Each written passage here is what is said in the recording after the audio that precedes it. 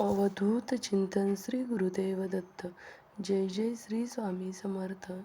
नमस्कार भक्तांनो, आज आपण स्वामी समर्थ प्रकट दिनानिमित्त अतिशय सोपी आणि प्रभावी अशी सेवा बघणार आहोत, ज्या सेवेमुळे स्वामी समर्थ महाराजांची कृपा आपल्या कुटुंबावर राहील. सेवा अतिशय सोपी आहे. तुम्हालाही स्वामी समर्थांची सेवा करण्याची मनोमन इच्छा आहे, पण तुम्हाला वेळ मिळत नाही. घरात लहान मुले आहेत, घरात मांसाहार केला जातो, घरातील व्यक्ती तुम्हाला स्वामी समर्थांची सेवा करू देत नाही. अशा सर्व स्वामी भक्तांसाठी ही सेवा अतिशय प्रभावी आहे.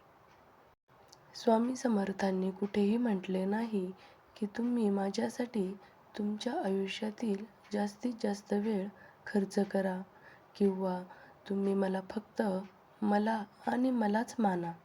स्वामींनी तर आपल्या भक्तांना आपले कर्म प्रामाणिकपणे करीत राहण्याचा उपदेश केला आहे. स्वामी म्हणतात, तुम्ही फक्त तुमचे कर्म प्रामाणिकपणे करत राहा.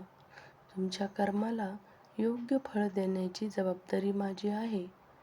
स्वामी महाराज आपल्या भक्तांना नेहमीच उपदेश करत आले आहे की आयुष्यात सुख दुःख हे येतच असतात. त्यामुळे खचून न जाता संयमाने परिस्थितीला सामोरे जा. आयुष्यात प्रामाणिकपणे कर्म करण्याचा प्रयत्न करत राहा. परमेश्वरावर विश्वास ठेवा. देवाला मनोभावे शरण जा. देव खूप दयाळू आहे. तो तुमच्यासाठी धावून येईल. स्वामी म्हणतात, तुम्ही मला शोधत फिरू नका. मी तुमच्यातच आहे, तुमच्या पाठीशी आहे. माणसात देव शोधा. एकमेकांविषयी आदर ठेवा. प्रेमाने राहा. दुसऱ्यांना मदत करा. नेहमी दुसऱ्याचे भलं व्हावं यासाठी प्रयत्न करत राहा. हेच तर मला हवं आहे. देवाला भक्तांकडून काही नको. देव स्वतः आपल्याला देत असतो. आपण काय देणार? देव तर फक्त भाव पाहतो. तुम्हाला इतर कुठलीही सेवा करणं शक्य नसेल तर तुम्ही फक्त स्वामींचा नाम जप सेवा करू शकता.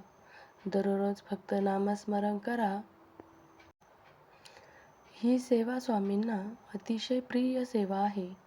स्वामी मनोभावे शरण जा. स्वामींना तुमची अडचण सांगा. स्वामी नक्कीच तुम्हाला मार्ग दाखवतात.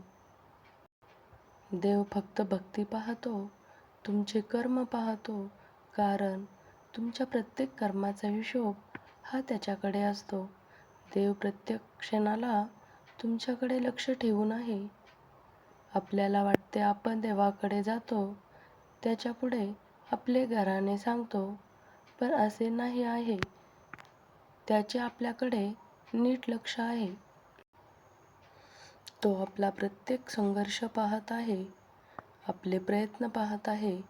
पण स्वामी आपली परीक्षा घेत असतात. आपली श्रद्धा, विश्वास तपासत असतात. ते आपल्याला योग्य फळ देणारच आहे. फक्त योग्य वेळ येण्याची वाट पाहत आहे.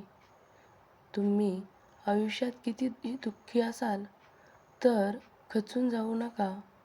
उद्या तुमच्याही आयुष्यात सुखाचे दिवस येतील. फक्त श्रद्धा ठेवा. स्वामींचे नामस्मरण करा. स्वामींना प्रार्थना करा.